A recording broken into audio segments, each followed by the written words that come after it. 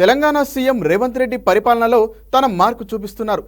బాధ్యతలు చేపట్టినప్పటి నుంచి అన్ని రంగాల బలోపేతం దిశగా కృషి చేస్తూ మహానగరంలో ప్రధాన సమస్యగా మారిన విపత్తు నిర్వహణపై ఫోకస్ పెట్టారు. ఇందుకోసం హైడ్రా అనే ఓ ప్రత్యేక విభాగాన్ని ఏర్పాటు చేశారు. రాష్ట్రంలో అధికార పగ్గాలు చేపట్టినప్పటి నుంచి సీఎం రేవంత్ రెడ్డి సర్కార్ భాగ్యనగర అభివృద్ధిపై ప్రత్యేక దృష్టి సారించింది. ఇందులో భాగంగానే వర్షాకాలం వచ్చిందంటే చాలు నగరంలో ప్రధాన సమస్యగా మారిన విపత్తు నిర్వహణపై స్పెషల్ ఫోకస్ పెట్టింది. నగరంలోని చెరువులు, నాలాలు, కుంటలు ఆక్రమణలకు గురికావడమే ఇందుకు కారణంగా భావించిన ప్రభుత్వం ఈ సమస్యకు చెక్ పెట్టాలని నిర్ణయించింది. ఈ నేపథ్యంలోనే రాజధాని మహానగరంలో విపత్తుల నిర్వహణ కోసం Hyderabad disaster response and asset monitoring protection అనే ప్రత్యేక విభాగాన్ని ఏర్పాటు చేసింది. కబ్జాదారుల నుంచి ప్రభుత్వ భూములు, చెరువులు, పార్కుల వంటి వాటిని సంరక్షించడం ఈ విభాగం పని.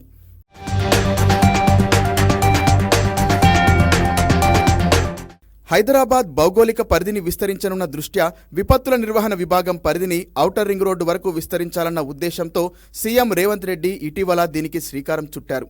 జీహెచ్ఎంసీ, దాని చుట్టూ ఉన్న 27 మున్సిపాలిటీలు, కార్పొరేషన్లు, 33 గ్రామ పంచాయతీల వరకు ఈ విభాగం సేవలందించనుంది.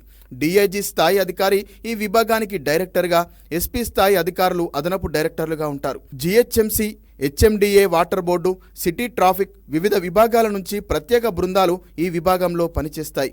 జాతీయ విపత్తుల నిర్వహణ చట్టానికి అనుగుణంగా ఈ కొత్త వ్యవస్థను ఏర్పాటు చేయాలని నిర్ణయించుకున్నారు. ఇప్పుడున్న enforcement, vigilance and disaster management విభాగాన్ని అందుకు అనుగుణంగా పునర్వ్యవస్థీకరించాలని రేవంత్ ఆదేశించారు. జీహెచ్ఎంసీతో పాటు ఓఆర్ఆర్ వరకు నగరంలోని 2000 చదరపు కిలోమీటర్ల పరిధిలో హైడ్రా విధులు నిర్వహించాలని సూచించారు.